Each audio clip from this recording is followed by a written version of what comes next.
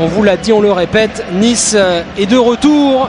Le début de saison est bel et bien effacé, en tout cas pour le moment. Il ne reste plus qu'à confirmer ce soir sur la pelouse du Stade Louis II pour ce derby de la Côte d'Azur. Un derby, messieurs, avec une grosse ambiance évidemment, hein, avec, comme vous l'avez dit, une majorité de Niçois, de bonnes conditions de jeu, un bon terrain, bonne température, messieurs, bon match à tous. Merci Vincent, avec un coup d'envoi donné par les Niçois et on met évidemment rapidement ce ballon dans le camp monégasque, histoire de mettre la pression tout de suite sur la défense. Et d'essayer par là même de récupérer le ballon sur la remise en jeu. Les Niçois, depuis qu'ils sont revenus en Ligue 1 il y a 2 saisons, n'ont pas encore perdu ici à Louis II. Ils avaient fait match nul la saison passée et ils l'avaient emporté il y a 2 saisons, 1 but à 0 avec un but de Kaba Diawara. Le coup franc de Chevanton et ce ballon dévié et l'ouverture du score pour l'AS Monaco sur sa première occasion, but de Javier Saviola. Et quelle belle frappe de balle surtout, la qualité de la frappe sur le coup franc est absolument superbe. Coup franc de l'intérieur du pied, premier poteau mais très fort, et Saviola qui dévie juste le ballon. C'est vraiment un très beau but.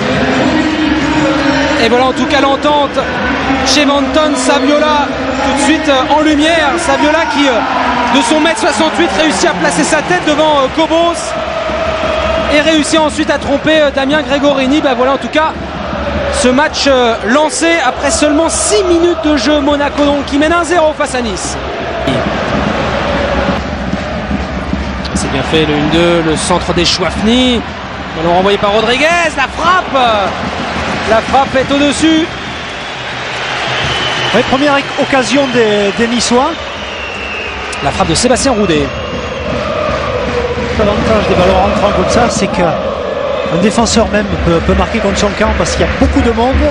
Le gardien a du mal à sortir, il suffit de la dévier. Second poteau avec cette tête de Varro dans le petit filet.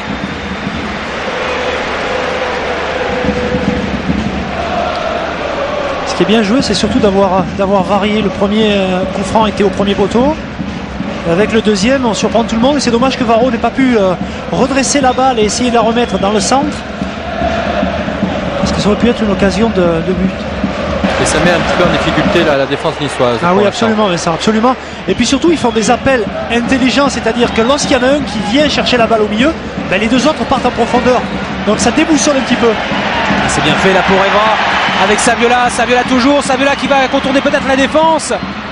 Saviola avec Adebayor. Et le deuxième but monégasque, signé Emmanuel Adebayor, avec un excellent travail au départ de Javier Saviola. On vous l'a dit, l'entente Saviola-Adebayor s'améliore de jour en jour, en voilà la preuve. 2-0 pour Monaco. Et quel beau but, Thomas.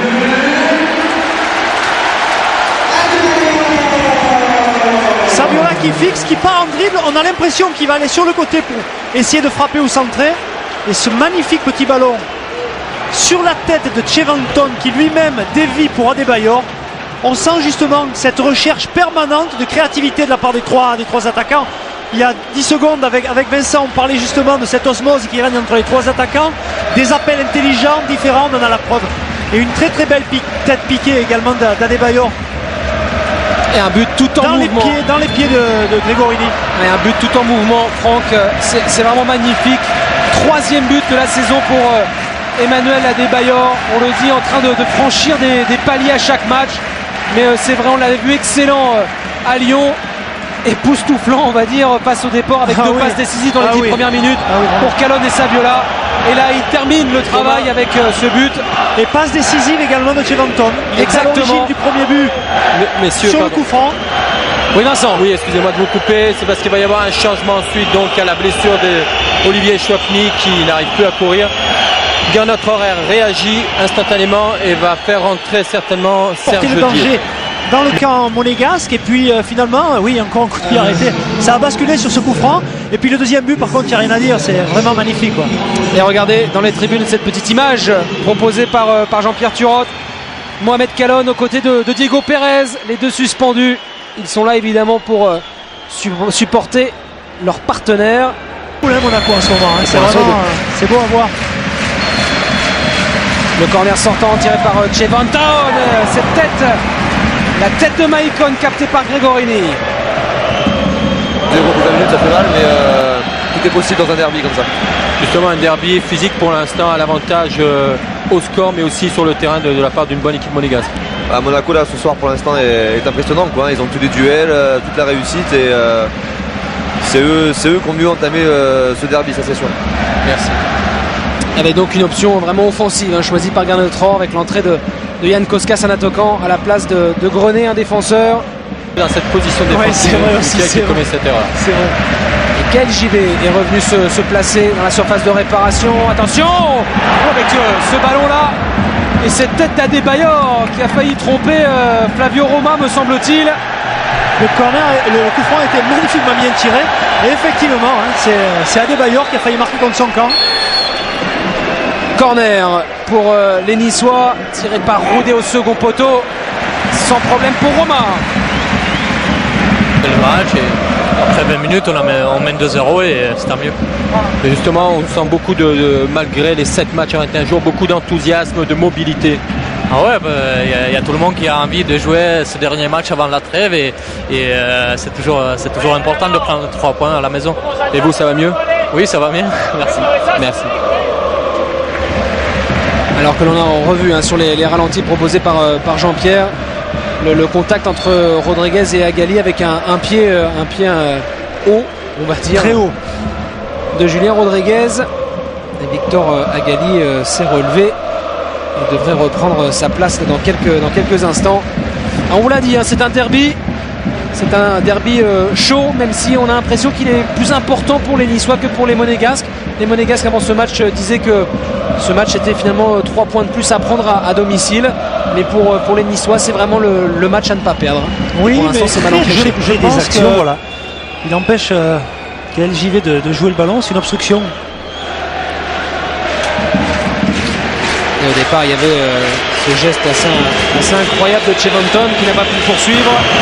4 joueurs monégasques dans le mur. Roudet qui s'élance. Et c'est renvoyé de la tête par Schilacci. La frappe ensuite au-dessus de Dié de Flavio Roma. Et on en reste là sur cette première période parfaitement maîtrisée par les Monégasques. Les Monégasques qui mènent 2-0 grâce à Javier Saviola qui avait ouvert la marque dès la 5e minute. Et puis Emmanuel Adebayor qui a doublé la mise à la 20e. 2 buts d'avance pour l'ASM. Score logique en tout cas au vu des 45 premières minutes. C'est vraiment un bloc et à un moment donné, les joueurs niçois n'ont que solution de balancer des longs ballons et les défenseurs se régalent. Et le coup d'envoi donné par les Monégasques, à savoir Emmanuel Adebayor et Javier Saviola. Souhaitons simplement que Gaël Givet ne soit pas trop touché, il paraît un peu sonné. En plus, juste quelques instants auparavant, il y a Didier Deschamps qui lui demandait comment ça allait. Apparemment, soit il avait un petit coup de fatigue, soit quelque chose qui le gênait. Ouais, on voit, c'est le pied d'Evra Patrice Evra, effectivement, que prend Givet en plein visage.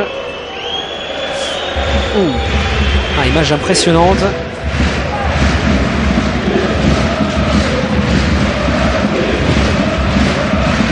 On comprend mieux pourquoi Givet reste au sol et surtout est évacué sur une civière.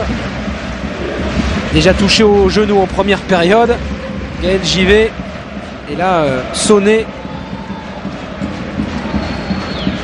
Il y a un petit peu d'inquiétude là sur le visage de Didier Deschamps. Je pense qu'il va attendre un petit peu pour voir la récupération de son joueur. Un match difficile tout de même pour Flavio Roma qui n'a absolument rien à faire mais qui doit rester concentré, notamment pour faire face là à ce coup franc niçois tiré par Vairua. C'est en retrait avec Dié, la tête de Traoré, Kobos, Traoré et la parade de Flavio Roma. C'était très très bien joué de la part de Traoré, un plat du pied fort à ras du poteau. Ce coup franc qui surprend tout le monde finalement. Cette déviation, la balle revient dans les pieds.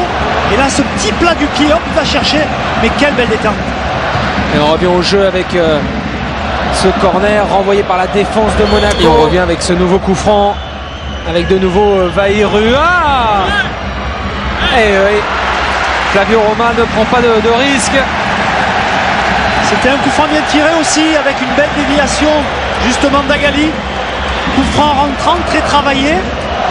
Et une tête un petit peu trop franche, on va dire. Il a pas assez effleuré la balle pour pouvoir tromper directement le gardien monégasque. Attention à ce nouveau corner. La pression maintenant sur le but de Roma. Avec Vairua à la récupération et contrée. Et bon pressing encore d'Evra qui fait encore une fois un match superbe.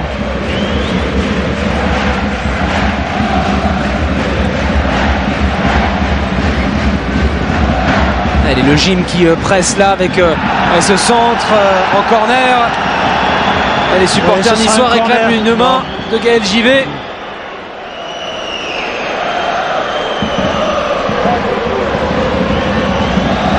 Et Nice, on a l'impression depuis quelques instants qu'il est réellement en train de rentrer dans ce derby. Ah, il est bien tiré. Ce ballon au-dessus, cette tête de Traoré au-dessus du but de Flavio Roma. Toujours cette sérénitude sur le visage de Flavio Roma. Sortie de but effectivement. Traoré qui avait devancé Schillaci. Alors que l'on revoit Franck. Non, c'est pas du tout volontaire. La balle d'abord tape l'intérieur de la cuisse gauche et monte sur le bras.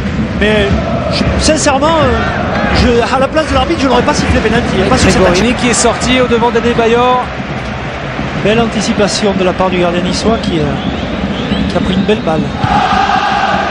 Et long dégagement directement sur Zico, ce retour à l'envoyeur. Attention, la tête. Et ouais, la reprise et le but d'Adebayor.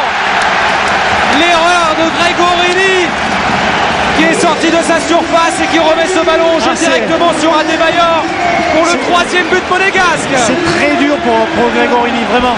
Mais quelle belle action d'Adebayor, vraiment. Contrôle, même pas de la poitrine, on va dire, aller du ventre. Et une volée du coup du pied, petit filet. On revoit au départ, il y a ce ballon là de Zikos, la défense de Nice qui reste un peu apathique, qui oblige finalement Gregorini à sortir parce que Saviola est là. Et ce ballon qui revient directement sur Emmanuel Adebayor, à qui tout réussit en ce moment. Le doublé pour Emmanuel Adebayor et 3-0 maintenant pour Monaco face à Nice. Et ça passe pas dans l'axe. Agali serré de près par Schillaci et Rodriguez qui s'en sort bien. Et ça va revenir avec Dié. L'appel de Vairua, il n'y a pas de position de hors-jeu. La frappe de Vairua, Agali et la réduction du score. 67e minute, 3-1 grâce au deuxième but de la saison de Victor Agali. Et si Franck a relancé ce match. Ah, ça peut, c'est un derby, ne l'oublions pas. Mais c'était vraiment une belle action avec une passe de Serge Dié avec un très bon appel de Vairua. Et Agali qui suit et qui fait preuve de beaucoup de lucidité. Il n'a pas frappé comme un sourd. Très belle passe, on le voit de Serge Dié justement. L'appel superbe, bon contrôle de Vairua qui frappe. Roma se détend bien. Et Agali qui a bien suivi, d'un plat du pied au sang, il va placer la balle sur la gauche de Roma. C'est bien joué. C'est très bien joué. Et ça fait 3-1. Ça redonne de la voix aux supporters niçois. Dans l'axe, vous le voyez, à une bonne trentaine de mètres de Flavio Roma.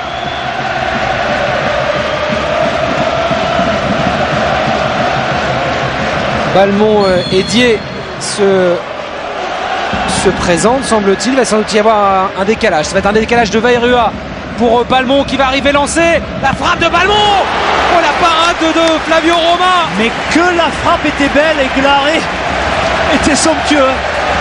Croyez-moi, sur une frappe comme ça, il faut vraiment avoir les deux mains très fermes. Frappe du coup du pied, légèrement un peu sur l'extérieur. Une superbe détente de Roma. Attention à ce corner. Oh, que c'est bien joué de la part de Roma. Et la contre-attaque. La relance immédiate avec Maicon. Il n'y a plus que deux défenseurs niçois. Et Maicon contré par Balmont. Et ça repart avec Varro. Ah, la petite mésentente avec Agali. Faut pas perdre ces balles, c'est dommage. Adebayor. Et attention, Chevanton. Et Chevanton qui avait pris le dessus sur Gregorini et la bise au photographe. Et quelle belle vision du jeu également d'Adebayor qui a adressé un ballon un petit peu long. Chevanton n'a pas réussi à la redresser. Mais que c'était bien joué. Et c'est bien fait pour Bayrua. Le centre de Bayrua. Agali. Et une nouvelle fois, Romain. L'action superbe. Le centre de Bayrua était magnifique.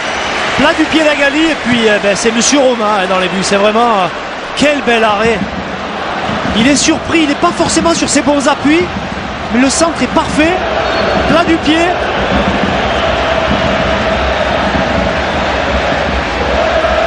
Ah, les occasions niçoises commencent à se faire nombreuses.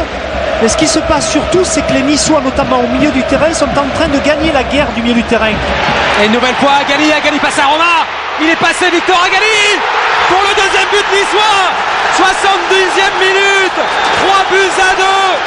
Et le doublé de Victor Agali qui relance complètement ce match. C'est incroyable, incroyable.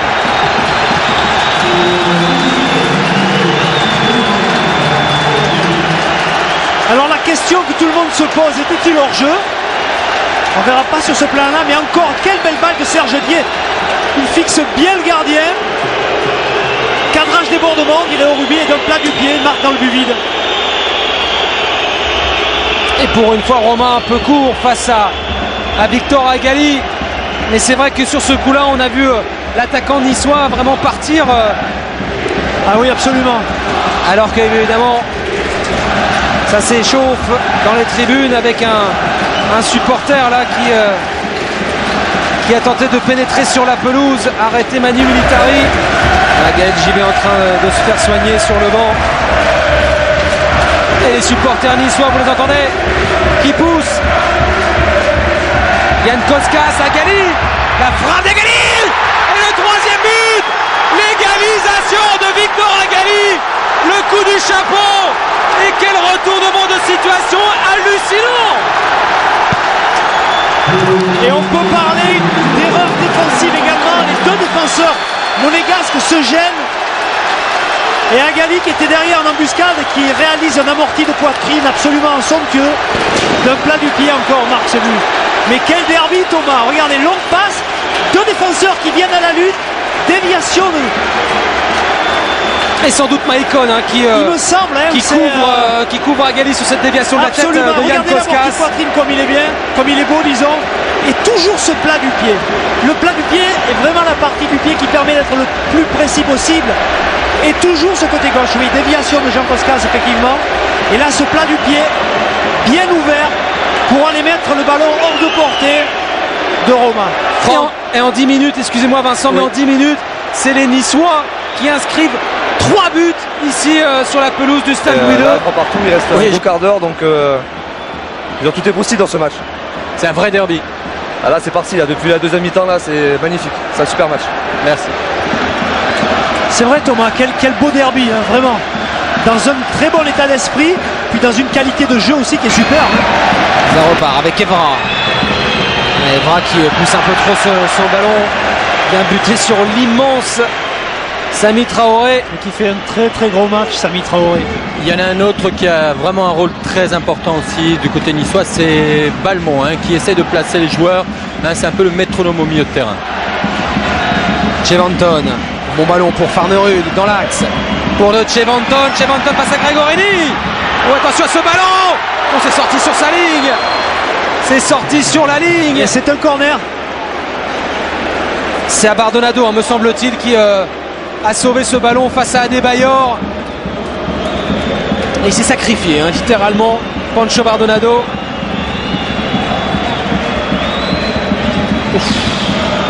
Ah oui, ça fait mal, le genou contre le poteau, c'est...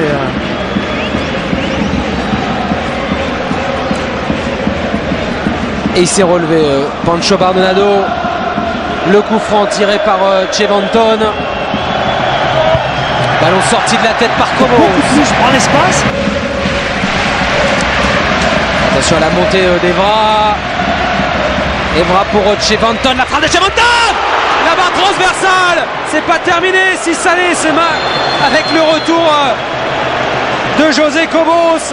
Mais quelle occasion à nouveau pour Monaco et Chevanton. Quelle frappe de Chevanton. Frappe instantanée. Pied gauche, coup du pied. Et regardez Gregorini qui était scotché sur ses appuis. Ah, c'est un match de fou, Franck. Ah ouais, c'est un match de fou. C'est un beau match comme on aime en voir. Chez Vanton, sur son match ce soir, on aurait mérité de marquer ce soir. Parce qu'il est vraiment omniprésent.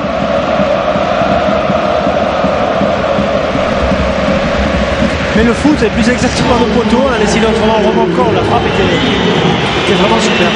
Et la sortie de Patrice Evra, remplacé par Plasil. Poste pour poste, je suppose.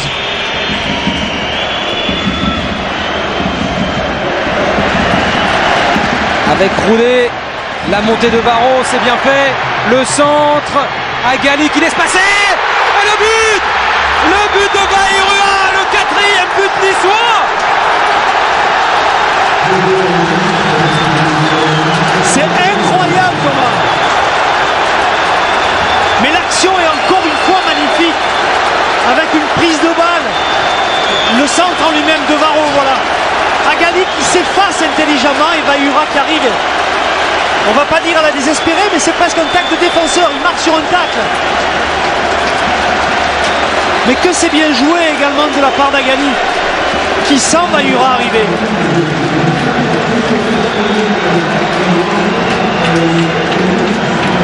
Et Modesto trop court, Roma battu. Et Nice qui renverse complètement la tendance. Et les Monégasques qui à leur tour sont complètement abattus. Oui, et Bernardi qui était rentré pour essayer de mettre justement la pression de stabiliser tout ça, était énormément déçu. Et bien justement de remplacer Farnerud, il était fou de rage. Passion des supporters niçois pour Marama Bayrua. Et ovation méritée car il a été très très percutant, surtout en seconde période. Bayrua remplacé par Visconti.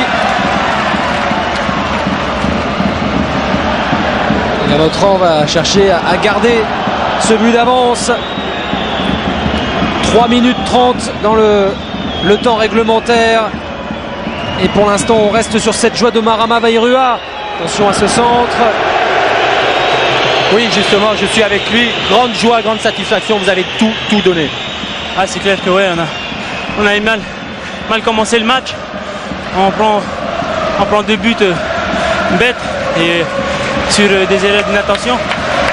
On a tout donné pour venir. On est revenu, on est même passé devant. Donc là, il faut qu'on tienne bien parce que il ne faut pas que tous nos efforts soient vains à la fin. Donc c'est bien, il faut qu'on continue comme ça. Je suis hyper fier de mes coéquipiers parce que revenir à 3-0, c'est bien, c'est magnifique. Si on gagne, ça serait vraiment l'apothéose, quoi. Merci beaucoup. Et on le sent extrêmement fatigué. Extrêmement fatigué, très ému aussi. Et on sent que la... Attention à Adebayor. 4 minutes de temps additionnel. Le corner rentrant. Ouf, c'est que cette tête qui frôle la barre transversale de Gregorini. Cette tête de Schilacci. Corner très travaillé, vraiment. Et c'était réellement une occasion de but, vraiment. Gregorini était battu. Ouais, il n'était plus sur ses appuis. Oui. Mais ce ballon file au-dessus de la transversale, notamment Olivier Chouafny. Oh, le tacle de Rodriguez. Carton jaune. Et le tacle sur oui, ça peut sur faire Balmont, mal. Ce genre de tacle peut faire mal. Et je pense que l'arbitre a pris en compte le fait qu'il ait touché le ballon. Attention, parce que les esprits s'échauffent maintenant, alors que l'on regardait ce ralenti. Je pense qu'il faudrait se calmer parce que jusqu'à présent ça a été un match très très correct. Et hyper spectaculaire, et c'est surtout ça qu'on aimerait garder en mémoire. Bon, n'oublions pas qu'il y a la fatigue aussi, c'est clair. Dans l'histoire, il y a finalement le pauvre Balmont qui est par terre en train de se plaindre d'une douleur et les autres sont en train de régler leur compte. Dommage. Parce que tout est parti, Vincent, du tacle par derrière de Julien Rodriguez, je comprends, qui a été averti.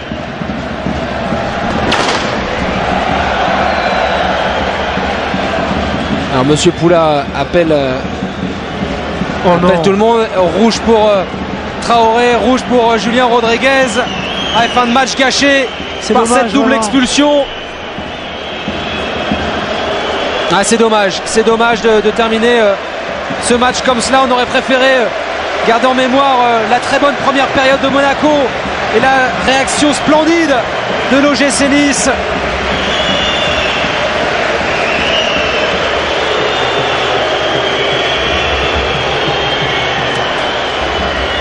Alors on n'a pas bien compris pourquoi Samy Traoré lui avait été expulsé.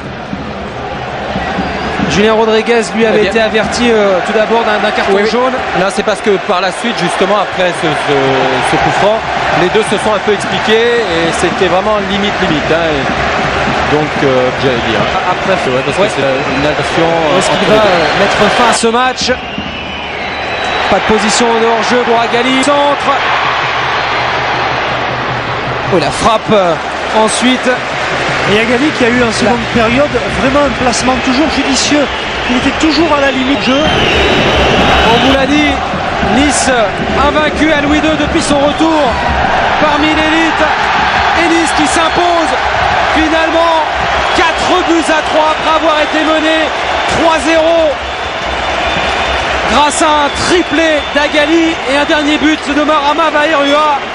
Mais quelle seconde période des hommes de Gernot-Rohr. C'est tout à fait écoutez, incroyable. Et lorsque l'on voit le tableau d'affichage et au vu, on va dire de l'heure qu'a fourni Monaco avec un jeu vraiment bien léché, magnifique, les Niçois ont su patienter, ont su passer l'orage. Et grâce notamment à des joueurs qui à un moment donné aussi ont rempli leur rôle de leader, ont secoué un petit peu toute cette équipe, sont revenus au score avec un triplé d'Agali qui a fait plus que peser en seconde période sur la défense adverse. Et bien bravo, je crois que Nice, au vu on va dire la demi-heure fournie en deuxième mi-temps, a réussi à s'imposer et on a eu de la chance parce qu'on a vu quand même un grand derby, vraiment. Exactement, alors que évidemment les esprits continuent de s'échauffer quelque peu sur la pelouse. On voit Gernot-Rohr venir calmer ses joueurs. Mais on veut surtout retenir cette seconde période de l'OGC Nice. On peut dire le gym complètement dépassé en première période. Alors que des supporters niçois là, sont en train de pénétrer sur la pelouse du stade Louis II. Les stewards gentiment leur demandent de regagner les tribunes. Mais en tout cas, c'est l'énorme sensation ce soir, la défaite de Monaco à domicile, 4 buts à 3 dans le derby. On va écouter Olivier Chouafny avec Vincent. Et ça doit être paradoxal, vous êtes heureux pour votre équipe mais déçu de ne pas pouvoir participer à cette fête parce que ça a été une grande fête et un grand derby. Disons que je vais relativiser, j'ai réussi à jouer 20 minutes. Malheureusement, je suis sorti à 2-0, mais je crois que ce soir on a réalisé une énorme performance. Qui aurait dit à 3-0 que l'équipe allait en mettre 4 derrière? C'est exceptionnel, ce sera dans les annales du derby et dans l'histoire peut-être du foot français aussi. Après Marseille-Montpellier, on pourra reparler de ce Monaco-Nice. Mais comment expliquez-vous ce double visage de l'équipe? Écoutez, ils nous ont fait souffrir, ils ont joué sur leur qualité technique. Ils nous ont posé beaucoup de problèmes tactiquement et je crois qu'on a essayé de combler. On savait qu'en marquant un but, on était capable de revenir à tout moment. On l'a fait, il faut tirer un grand coup de chapeau à Victor qui en a marqué 3 ce soir. Et je crois que ce soir, c'est largement mérité, en tout cas au vu de la deuxième mi-temps. Merci. Et vous, votre genou? Écoutez, j'espère que ce ne sera pas trop grave, on verra à partir de lundi. Mais on verra bien. Merci. Et oui, c'est assez paradoxal en effet là. Olivier Chouafny obligé de sortir sur blessure alors que son équipe était menée 2-0 et qui finalement va regagner Nice avec une victoire, il l'a dit, c'est une victoire historique pour le gym ici à Louis II, 4 buts à 3. Oui, on parlait du renouveau niçois, chapeau, hein. Vraiment. Hein.